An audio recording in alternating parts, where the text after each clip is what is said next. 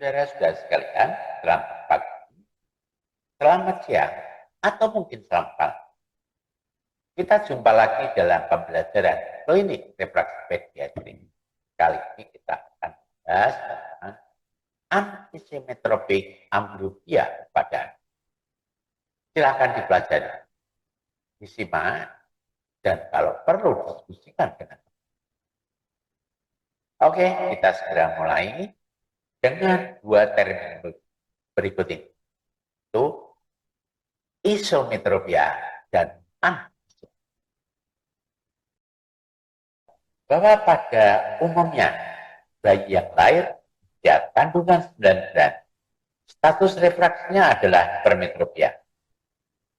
Tetapi sejalan dengan bertambahnya usia, status refraksinya akan berubah, bisa menjadi emetropia, miopia, atau mungkin astigmat.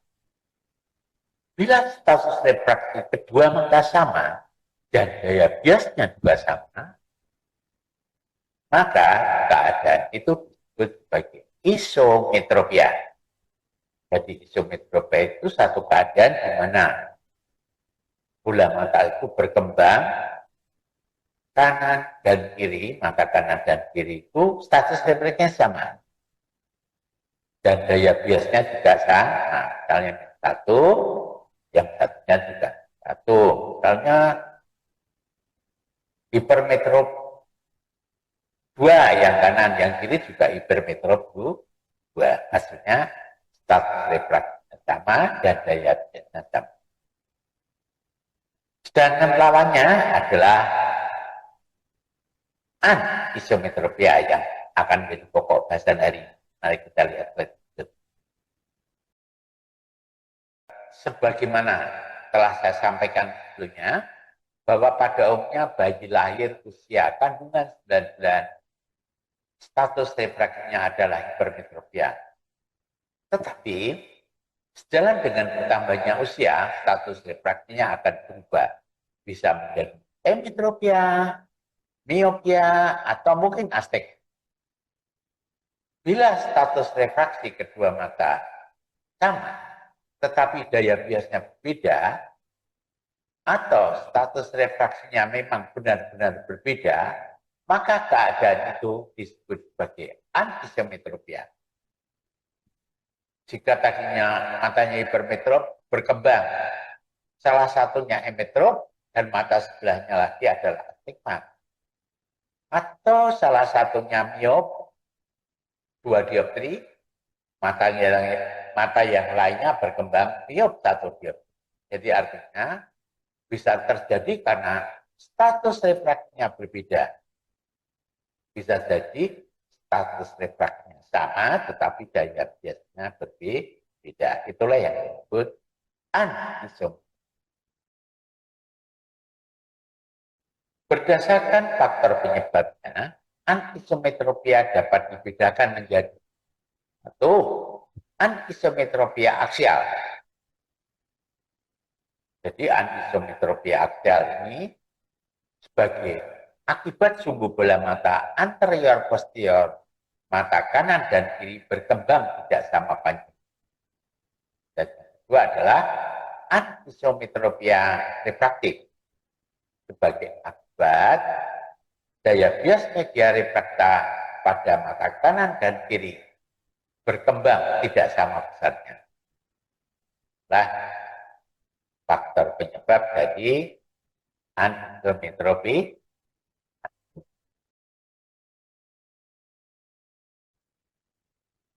Coba sekarang perhatikan gambar di samping kiri ini. Pada umumnya di usia 6 tahun, panjang sumbu bola mata akan berkembang menjadi 22,6 mm. Seperti nampak pada gambar mata kanan. Tetapi pada saat yang sama, sumbu bola mata kiri lebih panjang dari 22,6 mm. Karena jarak fokus kedua bola mata sama, maka status refraksi mata kanan menjadi emetropia, sedangkan status refraksi mata kiri menjadi miopia, seperti gambar pada sebelah kanan ini.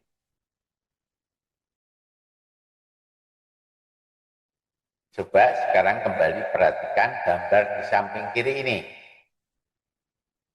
Pada umumnya, di usia 6 tahun panjang sumbu bola mata akan berkembang menjadi 22,6 mm, seperti nampak pada gambar mata kanan atau mata kiri. Nah, meskipun panjang sumbu bola mata kanan kiri sama, tetapi jarak fokus kedua bola mata berbeda. Hal itu terjadi karena radius permukaan kornea mata kiri lebih kecil dibandingkan dengan radius lengkung permukaan mata kanan. Akibatnya, daya bias media refrakta mata kiri lebih besar dibandingkan dengan daya bias mata kanan. Tentu yang kanan metropia, yang kiri miopia.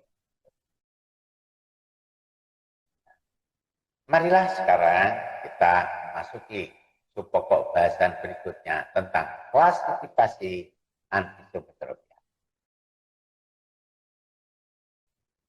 Dalam sebuah bukunya yang berjudul Comprehensive Ophthalmology, Purana mengklasifikasikan anisometropia menjadi 1. Simple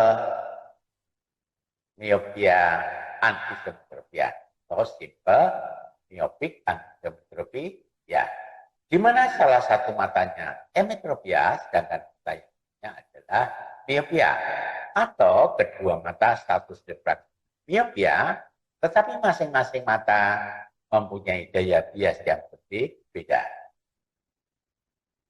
Itulah yang disebut simple myopic anisometropia. Yang kedua adalah simple hypermetropik anisometropia, di mana salah satu matanya emetropia dan mata lainnya hypermetropia, atau kedua mata status refraksinya hipermetropia, tetapi masing-masing mata daya biasnya berbeda.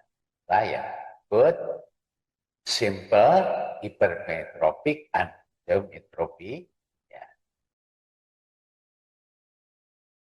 Yang ketiga, simple astigmatic anisometropia, di mana salah satu matanya emetropia dan mata lainnya astigmat, atau kedua mata status refraksi astigmat, tetapi masing-masing mata daya biasnya berbeda.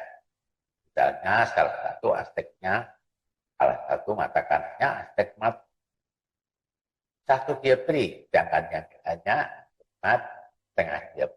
Atau salah satu astigmat 0,5 dioptri, sedangkan salah satu mata yang lainnya adalah astigmat 0,25 dioptri, yang disebut simple astigmat.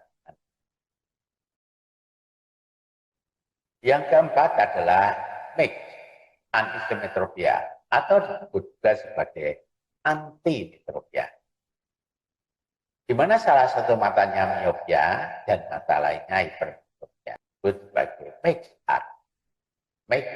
anisometropia atau antimetropia. Saudara-saudara sekalian, mari kita memasuki subpokok bahasan berikutnya, yaitu pengaruh anisometropia terhadap penglihatan. Coba perhatikan gambar bawah sebelah kiri. Nah, mata yang sebelah kanan emetropia, mata yang kiri ametropia. Astigmat, ya. Jadi kalau salah satu matanya ditutup, yang ametrop tutup, itu penglihatan monokulernya oke, atau ketajaman penglihatannya itu sangat jelas, atau bayang objek di retina tergambar sangat jelas. Tetapi sebaliknya, bila mata yang emetrop ditutup, maka bayangan objek di retina atau penglihatannya akan kabur seperti pada gambar sebelah kanan. Ya. Jadi itulah gambaran umum dari mata yang anisometropia. Padahal salah satu syarat yang harus dipenuhi untuk dapat memperoleh penglihatan binokular yang tunggal dan teleskopis, bayangan objek yang ada di masing-masing retina harus sama jelas. Ya.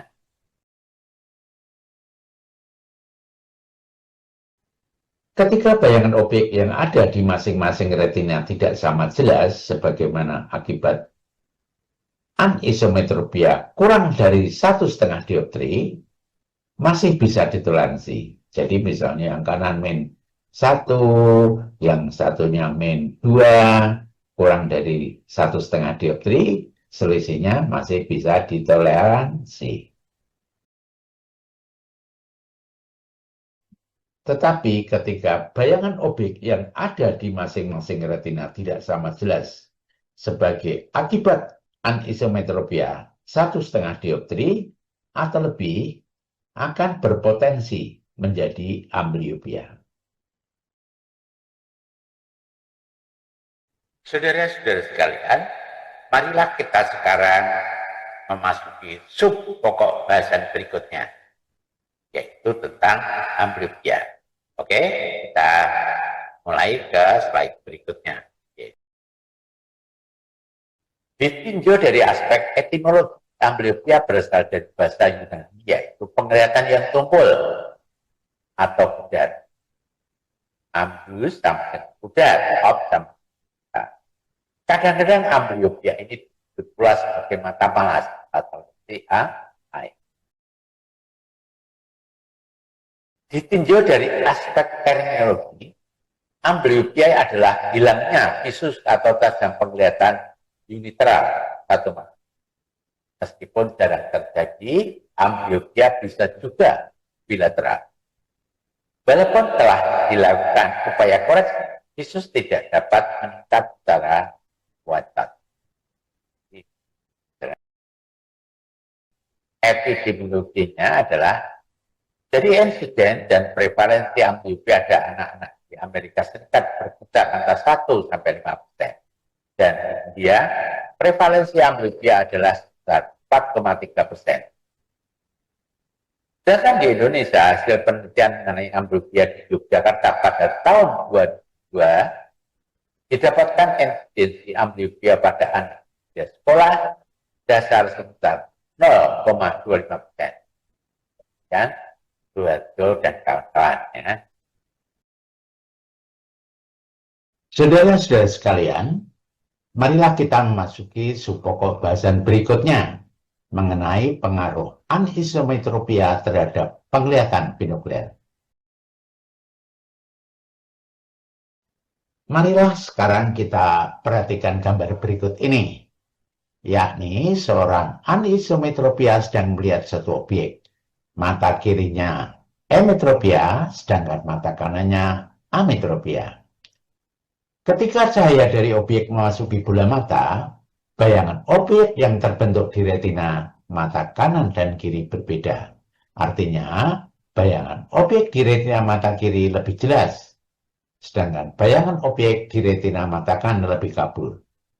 Ketika bayangan objek tersebut diubah oleh sel-sel reseptor retina menjadi impuls saraf dan dikirimkan ke otak melalui jalur penglihatan, sensasi penglihatan yang muncul di korteks visual kanan dan kiri juga berbeda. Apa yang terjadi jika otak melakukan proses unifikasi atau proses fusi? Mari kita lihat slide berikut ini. Ketika otak melakukan proses fusi atau proses unifikasi, sensasi penglihatan yang kabur akan ditindas oleh sensasi penglihatan yang lebih jelas. Itu namanya sebagai supresi.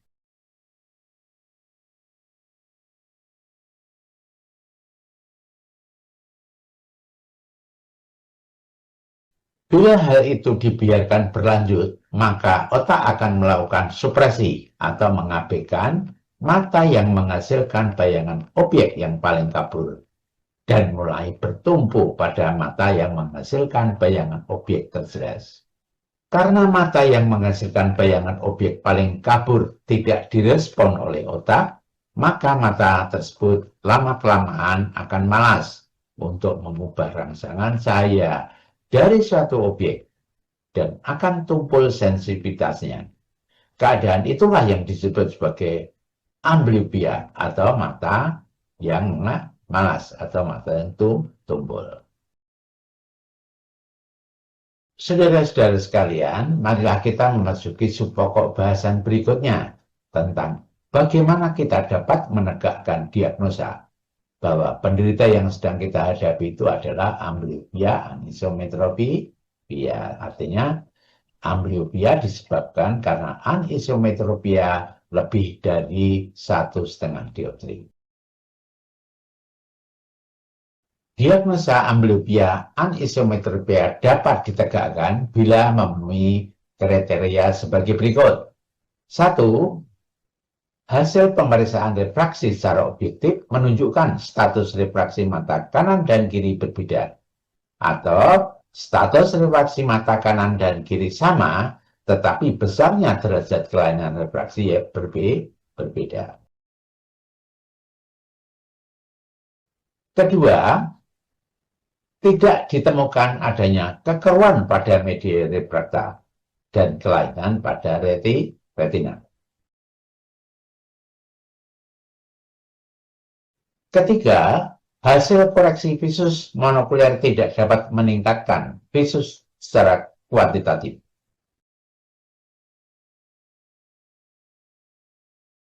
4. Ditemukan adanya efek density filter. Apa itu efek density filter? 1.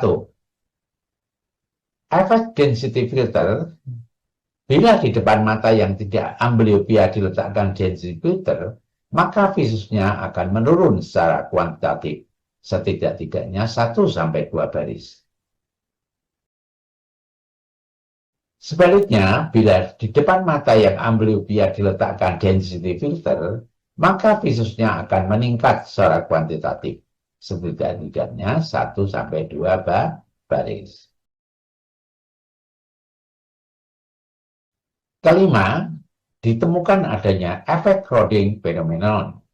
Apa itu efek crowding phenomenon? Kita lihat slide berikutnya.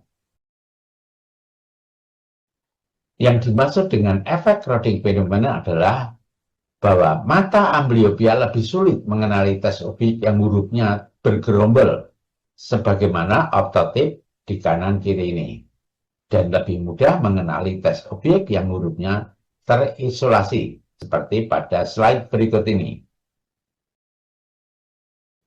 Umpamanya menggunakan proyektor optotik, ya, jadi dia bisa disetting ini hurufnya tidak dibuat bergerombol tapi diisolasi dengan 37 atau mungkin 42 atau 69 dan seterusnya. Dia lebih mengenali huruf-huruf yang tidak bergerombol. Saudara-saudara sekalian, demikian yang dapat saya sampaikan. Terima kasih atas perhatiannya. Dan jangan lupa mengisi daftar hadir di Siato. Tetap jaga kesehatan dan sampai jumpa lagi minggu depan.